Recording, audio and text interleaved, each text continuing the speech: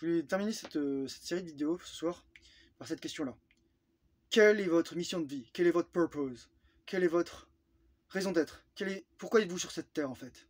Parce que c'est ça qu'on m'a demandé pendant toutes les conférences que j'ai eues là, les présentations, les auteurs.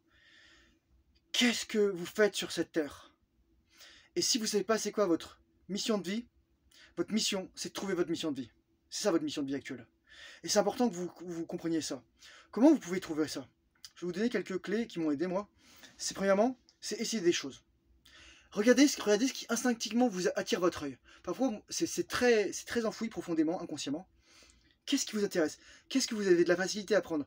De quoi vous avez de la facilité à parler?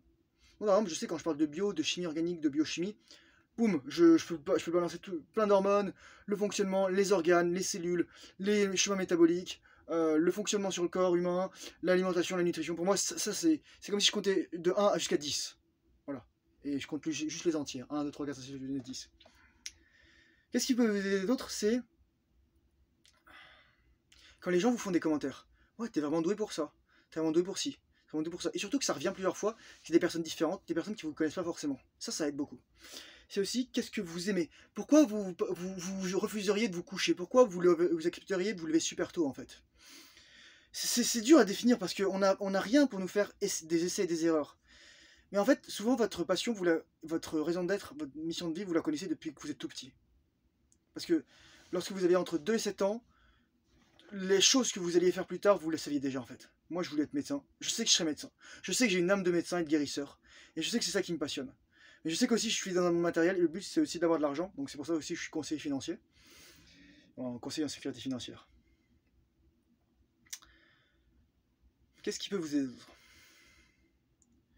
Discuter, faire des recherches, voyager. Ah ça c'est tellement important. Faire des nouvelles rencontres, échanger. Qu'est-ce qui m'a vraiment aidé moi? Faire des choses qui me plaisaient pas. Lorsque vous faites quelque chose qui vous plaît pas, vous avez envie de faire quelque chose qui vous plaît. Et là, votre cerveau, il va te dire, ok, j'en ai marre de m'ennuyer, j'en ai marre de pas avoir ma dopamine, fais-moi un truc bien. Ça veut pas dire se branler sur place. Bon, le but, c'est pas d'être un branleur ou autre chose, quoi. Mais c'est vraiment ça. C'est quoi votre mission de vie? C'est quoi votre why, votre pourquoi? Nietzsche disait, celui qui a un pourquoi peut surmonter pratiquement tous les comment. He who has a why can bear almost anyhow. Et ça, en fait, c'est intéressant parce que ça va vous mener dans les tréfonds de votre âme. Et Nietzsche disait aussi, quand vous regardez suffisamment longtemps dans l'abîme peut finir par vous regarder en retour. Parce que je rebondis sur la vidéo que j'avais fait hier, lorsque je parlais de vous êtes aux commandes.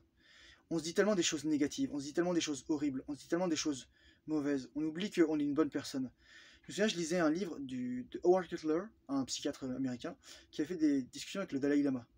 Et à un moment, il pose à la question Dalai Lama, qu'est-ce que vous pensez de la haine de soi des gens qui ne s'aiment pas? Et Dalai Lama, il dit, mais c'est quoi?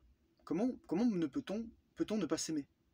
Comment peut-on ne pas remercier tout son corps de manière entière pour se dire merci mon corps de me maintenir en vie, merci mon corps de fonctionner tout le temps, même quand je dors, merci mon corps de guérir quand je suis malade, merci mon corps de fonctionner même si parfois je mets des choses pas bien dedans, comme du tabac, comme de l'alcool, comme du sucre, etc. On oublie qu'on a l'abondance en fait. Et c'est pour ça aussi que c'est important de le reframe, vraiment comprendre son purpose, c'est-à-dire que l'univers a tout ce qu'il nous faut. L'univers est riche, Dieu est abondance, Dieu est amour, Dieu est lumière. Et lorsque vous arrivez en fait à cette conclusion, vous pouvez faire la paix avec vous-même et finalement trouver votre mission de vie, et surtout trouver comment aider les gens. Parce que moi c'est ça que je veux faire, c'est aider les gens. C'est une relation d'aide en fait. Médecin ou autre, conseiller financier, c'est aider les gens. Et j'ai vraiment vécu quelque chose d'extrêmement fort durant cette convention, durant ces 3-4 jours. Et je sais maintenant pourquoi je suis ici, pour faire la différence, pour améliorer les vies, pour partager des choses comme ça avec vous, pour vous aider si ça vous intéresse à parler de la rétention et de pas éjaculer, pour devenir quelqu'un de meilleur, pour changer le monde pour le meilleur.